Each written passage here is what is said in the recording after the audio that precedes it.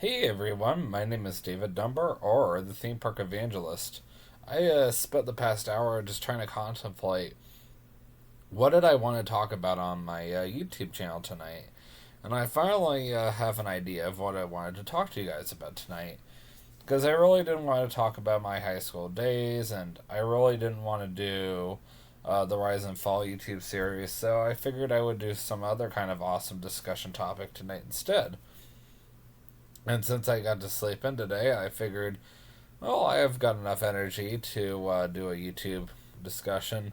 And I'm one of those people that likes to kind of plan things out. Like, man, what do I want to talk about tonight? Well, I decided I'm going to talk to you guys about what do I do like at Universal. What does an average day at Universal or Orlando Resort look like for me? I mean, I could talk to you guys about what an average day at Disney looks like for me, but instead I'm going to talk to you guys what an average day at Universal looks like for me instead. By the way, I am so excited to get paid again on Friday because I so cannot wait to get most of this hair cut off, which right now I'm aiming for Sunday. And if worst comes to worst, I'm either going to try to get it done Tuesday, Wednesday, Thursday, or Friday. I don't know offhand because I'm supposed to be helping out with my vacation Bible school next week. So that does make life challenging, but I'll do my absolute best. Sunday would be my best bet right now, but we will see. We will definitely see. Because I got done church and then I was probably going to go get a haircut afterwards. I probably will end up staying later at work on Saturday. So I seriously doubt Saturday will work either. Even though that would be nice. That would be the only reason why I would leave work early, just to go get a stupid haircut. But let's not waste any more time talking about how important it is to me, not to you guys, to go get a stupid haircut. Let's get into it. So, for those of you who do not know me that well, like for those of you who just recently started watching my YouTube channel, or for those of you who um, have never heard of me before, so to speak, I used to be a Universal Orlando pass holder. So, to give you guys a backstory on that, back in early 2016, my cousin had invited a bunch of family members on my dad's side of the family to Universal Orlando Resort because he's been a manager there for quite some time, several years actually. And unfortunately, I was not invited. I mean, it is what it is. And I got upset. It was on a Sunday, so I decided to skip church and invite myself, which is very wrong on my part. And I was stupid and I wasted my money and bought myself a ticket. And my dad commented not too long later, why didn't you just go ahead and get yourself an annual pass? No, this was back in 2016, so I was 6 years younger than I am now, so I was like early 20s, so I was got to be like 22 or something like that. And I said, yeah, you're right, why didn't I? And I was just, kind of working and I wasn't really worrying about any like bills or whatever. So I decided to go ahead and get myself an annual pass. As stupid as that sounds, so I wasted even more money. I think I got myself the monthly plan, but I don't remember offhand. So I went ahead and got myself the preferred annual pass, which basically gives you free standard parking. It also gave you like 15% off on all food, beverages, and discount. Sorry, merchandise is what I meant. Also, it gave me like a slight discount on their preferred parking, and I absolutely loved it. It was good for all three parks. So it wasn't good at first for Volcano Bay because there was no Volcano Bay back then. It was just good for Islands of Adventure and Universal Studios Florida. And I used to go to Universal a lot with the pass. So now you guys kind of know about the annual pass thing. And I was an annual pass holder for like 3 years or something like that. So enough about that. So what did I usually do when I went to Universal? Well, also back in late 2015, you guys should know that my brother, myself, I don't remember. It might have been myself. My friend at the time, she said, "Oh, you should get yourself one of these Coca-Cola Freestyle cups," and it was a really neat thing. So you basically get yourself this cup, and you get it activated, and it's free refills for the entire day. It's just kind of like going to Kings Island. You pay $5-6, and you get free refills for the entire day. So same exact principle. And I decided to use it every single time I went to Universal, and I didn't really care about money back then. So that was like the very first thing I would do. I would go find the closest place I could go get a refill at, or I get my cup reactivated at. And with the pass, it was even nicer because I got a slight discount now. Unfortunately, if you're Gold Pass at Kings Island, you do not get the discount, which is so stupid, but it is what it is. And I usually picked and chose, like, okay, what do I feel like doing today? Do I feel like going to Universal first? Do I feel like going to Islands of Adventure first? And that's kind of like one of the first things I did. So let's just say I went to Universal first. So I would, like, basically go and choose, okay, where do I want to go get my cup activated at? So I would go get the cup activated.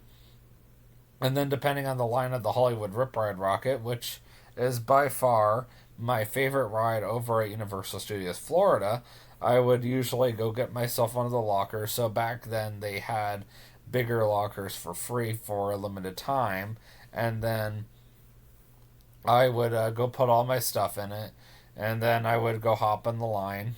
And honestly, the standby for that line or that ride is a lot better than the single rider line. And I can't tell you guys how many times I've stood in that line and I've heard "Dummy check on aisle 2. Make sure you pack away or put away all smokes and cigarettes and whatever." And I would stare at the Blue Man Group building and just kind of watch all the coasters kind of go boom, just kind of doing their thing and going back. And then just kind of just like, oh my word, am I, there yet? That kind of thing. And then I would finally get there. And this was before a race through New York starring Jimmy Fallon even opened. And then I would go over and ride the Mummy ride. I can't tell you guys how many times I've seen the stupid safety spiel for that ride. Oh my word. Probably at least 1,000 times, to be honest. And then I would, since there was no Fast and the Furious ride yet, I would go and ride the Escape from Gringotts ride. And usually I would do single rider for that, and I would go ride that at least once, if not twice. And then I would go over and ride Men in Black. I have never done that well on that ride, no matter how many times I've ridden that ride over the years. And I would eventually go over to the other side. I usually kind of picked and chose when I wanted to go ride ET. I love ET. I'm a huge fan of ET, but I just don't always feel like riding it, if that makes any sense. So I just kind of was like, eh. And then Despicable Me is another one I'm like a huge fan of, but I didn't always want to get on the ride because the line was always so long. So usually I would just end up walking over to Islands of Adventure after I got everything done. Oh yeah, Transformers the ride, absolutely love it. That was another one I went and did before I went over and I would ride like the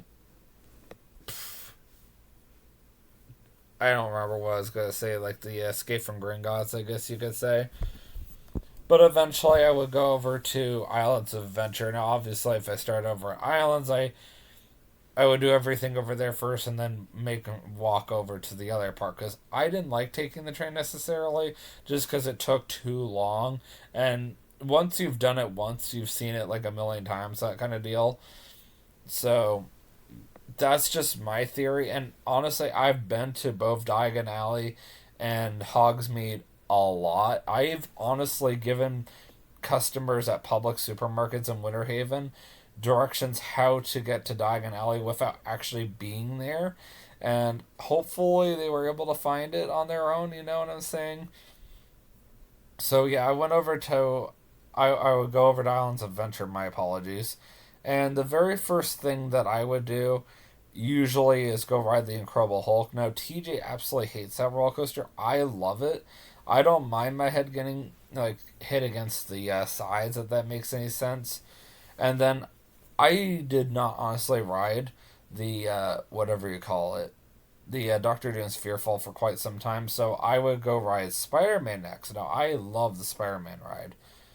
It's been one of my favorites for a long time. And then I would always cut right through Typhon. Yeah, Typhon Lagoon, my butt. I meant the comic book area. And Jurassic Park is by far one of my absolute favorite things in the Islands of Adventure. And I mean, honestly, this was even before the King Kong area showed up. I don't really like the King Kong ride as much. I miss Confrontation. So a long time ago, for those of you who do not know, before the Mummy ride showed up, we had a ride called Confrontation. That was a good ride, and my dad had a friend that used to operate that ride back in the day. But unfortunately, they decided to take it out and put in a ride called Revenge of the Mummy, and it's been there ever since. And honestly, I don't see the Mummy going anywhere anytime soon. That's been around for 19 years now. But now we have a new one called Skull Island Reign of Kong that's over at Universal, and basically you got half Kong and half Jurassic Park. Well, preferably big time. I prefer Jurassic Park. Don't get me wrong. I like King Kong, but I still like Jurassic Park better. And I think that the Jurassic Park area is like extremely incredible. Actually, it's become King Kong, Jurassic Park, and Jurassic World. And when I first found out about Jurassic World Velocicoaster, I was like, so I did so much research on Jurassic World Velocicoaster. I was YouTubing the construction for 3 years, and I also was YouTubing, or sorry, I looked up all of these different YouTubers that were going to do construction updates on it. And when the ride actually did open, before I even got a chance to go ride it myself, I was doing all kinds of personal research on the ride. I was trying to find out everything I could find out about the ride. Like, would I be able to fit on it? How big did I have to be? How much weight did I have to lose? And where did the lap restraint go down to? Where was it going to be? How fast did it go? You know, that kind of deal. So those are just some examples that I looked up, and I was 100% ready when Jurassic World Velocicoaster did actually open, because my dad brought me up on Jurassic World years ago, and it's definitely something I did not want to miss is the roller coaster for it, and I fell in love. Actually, I'm gonna show you guys right now. Right there. That's my lock screen for my phone. That's Jurassic World Velocicoaster. I don't know if you can see the whole thing, but there's the front entrance, and there's the roller coaster itself. So that just proves that I'm a die-hard Jurassic World Velocicoaster fan. I actually took that picture myself, and for a while, like several months, I had that as my cover photo on my Facebook page, facebook.com/ the theme park evangelist. I've recently just changed it to the Guardians of the Galaxy Cosmic Rewind. I have a picture of the front entrance back during the construction phase. Now, obviously, it's open now. And when I go in September, I'm going to make sure that I show you guys what it looks like now that the construction's done. because I'm going to go ride it in September. Oh, most definitely. I cannot wait for that. But anyway, so now that you guys know, yes, I am a diehard fan of Jurassic Park and Jurassic World. We might as well move on. So then you go into Diagon Alley. So the very first time I went to Diagon Alley was like, sorry, not Diagon Alley, Hogsmeade. My apologies. So the very first time I went into Hogsmeade was years ago, and uh, we honestly spent like 2-3 hours in there, something like that. And my mom was bored out of her mind. I've gone there gazillions of times ever since. Diagon Alley, kind of the same thing. I've been there gazillions of times. Rock the Universe, a Christian event over at Universal Orlando Resort. That's now in January of every year. That's another time that I've gone so many times because started back in all the way in like 2015. No, I'm so sorry, 2012. Because my very first one's 10 years ago, I believe. And can't tell you guys how many times I mean, obviously, I've seen Diagon Alley pretty much every single year ever since 2014, 2015. Yeah, I'm very sure my very first one was in 2015, but what do I know? And I pretty much have gone to Diagon Alley almost every single year ever since it opened back in 2014. And I've gone like thousands of times. Like, I'm sure I've seen both places equally, the same amount. I still feel like I've seen Diagon Alley more just because of the fact that I've gone to Universal Studios Florida for so many events. But back to Hogsmeade again. So, Hogsmeade, I always like to start over with the Forbidden Journey, so I can fit into it again, which is amazing. I discovered that even back a few months ago, and now I definitely can fit because I weigh 291 pounds. I checked this morning. I'm sure I'll weigh at least 290 pounds by tomorrow, which means I will have officially lost 30 pounds in just 6 months. Get that. Back around the end of 2021, I was 320 pounds, and now I'm 291. That's an insane amount of weight lost. Yes, TJ, as much as I want to say something bad or inappropriate, I just going to say, you thought that I couldn't lose weight, and guess what I did? I proved you wrong. And I hope that you're ashamed of yourself right now. That's all I got to say to you. And I always like to start with the Forbidden Journey. Well, I always used to, I should say. I obviously don't now, but we'll get there. And Ollivanders is another place I always like to take first time people or people that don't go very often because it's such a cool experience. And it's really neat seeing, especially if you have somebody that has never had the chance to do it. Now, I haven't either, but once again, I grew up in Florida for 25 years, so I really don't care anyway. So it's just like, don't pick me anyway. Pick, this person right here. I actually have a YouTube video of somebody for the very first time receiving their wand. Actually, I'm going to attach that to the end of this video so you guys can watch it.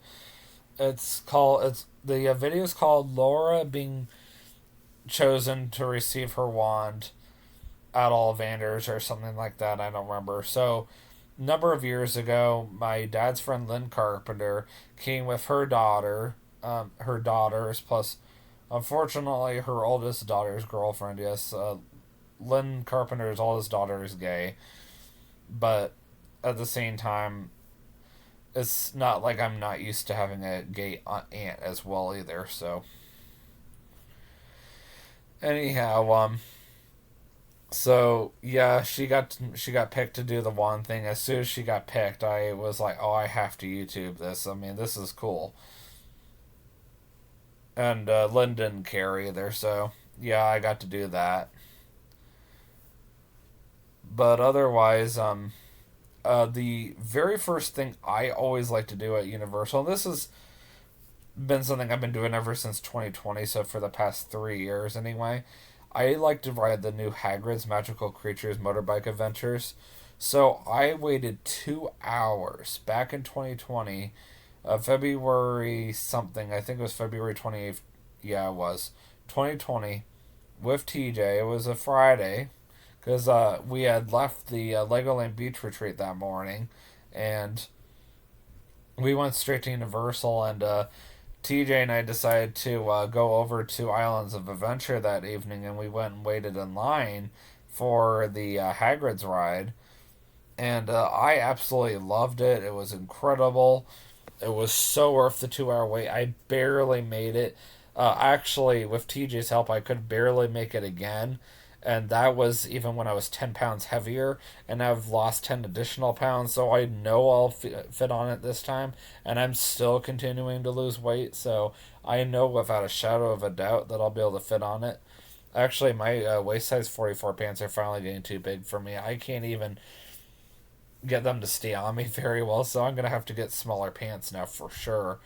Because I'm like, good grief, what am I gonna do? Like, I never thought this day would come, but it did. But then again, I have lost like a lot of weight since. Like 44s are finally getting too big. I mean, I thought that 10 pounds ago, but I guess I was wrong. But now I'm like 10 pounds lighter, so I'm like, yep, now I definitely know I need 10 smaller pants for sure. I could always wear my other work pants. I mean, they're not technically work pants, but at least they'll fit me a lot better. And at least they won't be too big on me or anything. And at least um, it'll be better than trying to constantly yank my pants up constantly. My parents actually thought that my pants were too small. It's like, no, too big. Like, well, that's a good problem to have. Like, yeah, it is actually. But anyhow, after I go ride Hagrid's, which, as I said, that's been like my favorite ride for the past 3 years. Which sadly I have not rode that in 3 years. So, Lord willing, I'm gonna get on it next year in 2023. Then it'll be 4 years. Good grief! It, it I cannot believe it's gonna take me 4 years to get on that ride. But then again, I will have lost so much weight ever since then that they can't yell at me. Sorry, sir, if you can't get the green light on here on, then you have no business. Right, get out of here. You know that kind of thing. It's just like, oh please, because they almost talked to me like that at Kings Island not that long ago. I was trying to get on the Orion, and I just needed a little bit of a push, and the guy did get the green light for me. Because the guy was like, well, sir, if you can't get the green light on your own, you have no business riding. It's like, excuse me. It's like, why are you people talking to me like this? Like, why do theme parks have such a problem with fat people? I don't understand. I mean, I'm not even fat anymore, really. I mean, I literally can see both of my feet standing still. I almost am to the point where I can touch my toes again. Like, there are other things I can do or I can see besides my feet, but we're not going to go there. But you get what I'm saying. I mean, it is a night and day difference. I feel and look so much better. It it's just so reassuring. I personally don't always like to go over to the Lost Continent, by the way, whenever I go to Islands of Adventure, unless I go watch. What is the name of that show again? Oh, I should know this.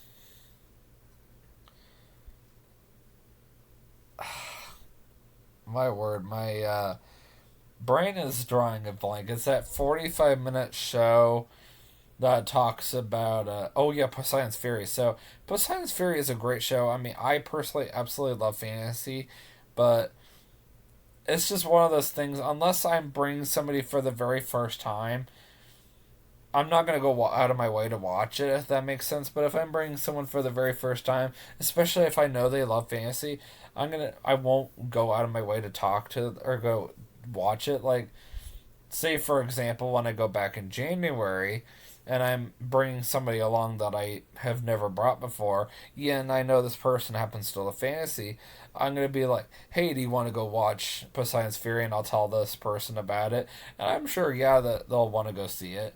And I gotta make sure we have an entire day there because of the fact that this person has never been to Universal before in their life, and I want to make sure they see literally everything.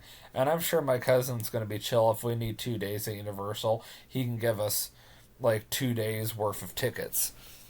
Because my cousin's really nice like that, but I have to be there. That's the thing. And obviously, I have to know you well enough for me to, like, go with you. Like normally I go with my brother or I go with TJ who I've known for like ever, and then I normally go with Kay who's been like a close friend of mine. And honestly, even Ryan was my cousin Ryan was kind of hesitant about her getting in because he felt like she was taking advantage of me or whatever. My cousin does not like to help people out that don't, respect me, because if you don't respect me, then you obviously don't respect him. That's kind of his theory, and I respect that. I really do. But when I tell him who I want to get in next time, especially when I tell him, oh, is somebody here from Kentucky, and especially when I tell him who this person is to me, then he's gonna be like, oh, I'm definitely getting this person in. Oh, hands down. And you never know. Maybe my uncle might be willing to help out too, especially if he's not on a cruise again. He is getting to the point in his life where he has, more money, more time, and he is pretty high up there in the company. I'm not saying how high up, but yeah, he can afford it. And then, I'm proud of him for being able to afford these cruises. I wish I talked to him more, but then again, we just don't have a lot in common. He likes football, I don't. My brother likes basketball, I don't, but there's a lot of things my brother and I do have in common. But I'm glad that my uncle is at least willing to help out. I mean, he is my dad's brother, and they do and sound and look so much alike. It's crazy. But yeah, I know I'm getting off topic, and I get distracted so easily. It's insane. So the last thing that there is to do in Islands of Adventure, and honestly, this is one of those days like, say for example, there's Grad Venture or Grad Bash going on, which is basically two of their um, uh, graduation nights when they have a bunch of middle schoolers or high school students that are coming to take over the park for the night. And the park is like super, super dead, like to the point where there is like nobody there. Then, yeah, if I have nothing else better to do, then I'll go ahead and I'll knock out Seuss Landing. But that's like a last resort kind of thing, if that makes sense. But otherwise, I'm like, nah, not my style, not my thing. Or if I'm with somebody that absolutely loves Dr. Seuss, then I'd be like, fine. But I really don't like to do it.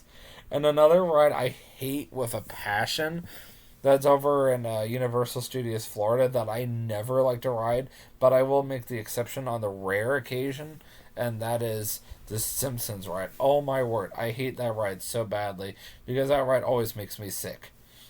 I get motion sickness problems so badly, which is why I won't ride Truth Traveler over at the Ark Encounter, but yet I'm willing to do it for people who have never been on it before. And honestly, I'm not that kind of jerk that's going to be like, all right, I'll be waiting out here for the next half an hour. Bye, have fun, that kind of deal. I mean, sometimes I want to, but I'm not going to do it. But if I know for a fact that it's going to make me super sick, then yeah, I will. Like, if you're going to go take me to Old Town or Fun Spot and you're going to go on the Skyslant, you go do that. I will wait outside for you. I really don't care. You can try chaining me to the ride. I still will not go on it. Like, there are certain rides down Central Florida I refuse to ride. There is no way on God's green earth I'm going to go ride it. Heck no. I am usually a pretty good judge of knowing what people can ride and what people can't ride. It's called 25 years of living in Central Florida, plus an additional 3 of still going to the same theme parks, I pretty much can figure out at the top of my head what people can handle and what people cannot handle. Sometimes a little better than my dad can. And this just because I know what the rides are like. Like, even without going on them, like, if someone were to come up and ask me randomly, do you think I can handle Space Mountain? And just based on, then I usually will start asking you, okay, like, what are your thoughts on roller coasters? Like, and then I'll start, like, probing you on what kind of roller coasters you like, how motion sickness, or how, do you get motion sickness easily? I start kind of narrowing it down, and then I can usually figure out very fast from there whether you can handle Space Mountain or not. That kind of deal. And honestly, I'll tell you right now, there are more rides at Universal than I'm more concerned about than at Disney. I'll at least give Disney the benefit of the doubt that I can pretty much handle most of their rides over and over again, but there is one ride I can only handle right now. I mean, I haven't rode Cosmic Rewind yet, but there is one ride I can only handle one time per day, and that's Everest. After one time, I'm done. I cannot handle Everest again after that. I could probably ride Test Track 20 times in a row and it won't even phase me.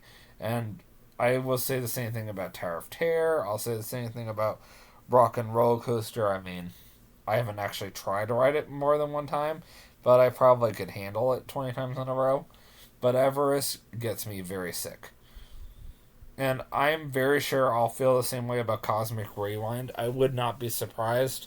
I ride it one time and I'm done. Mission Space, I probably can handle it 20 times in a row, but not all at once. I would need breaks from here and there, and that's only green team. I cannot handle the orange team ever again. It spins too much. I cannot handle spinning. I have the same problem as my dad.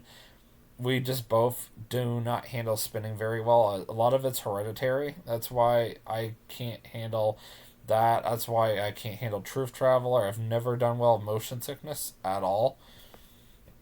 I mean, it sucks, but whatever. Also, the fact that there's strobe lights in it. I mean, the reason why I could handle pretty much everything at Disney Quest is because it didn't have a lot of strobe lights in it, and you, well, like say for example, well, let's go with Ride the Comics. You would put on that visor, and that one always got me sick every single time. I think that one did have strobe lights in it. That's why I've never done it ever since. But the Aladdin game did not have a lot of strobe lights in it. Like, it had a little bit, but it wasn't that bad. But it was one of those things I could only handle one time a day, and even then, I hardly ever did it just because it would always get me so sick. And I felt the same way about Cyberspace Mountain at Disney Quest. I always had to put that off to the very last thing because I knew if I didn't, and I don't know how many people have this problem, I would literally get sicker and sicker and sicker the longer I stayed in the building.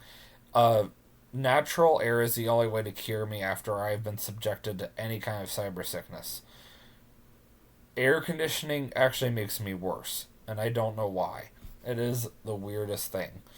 I've always been like that.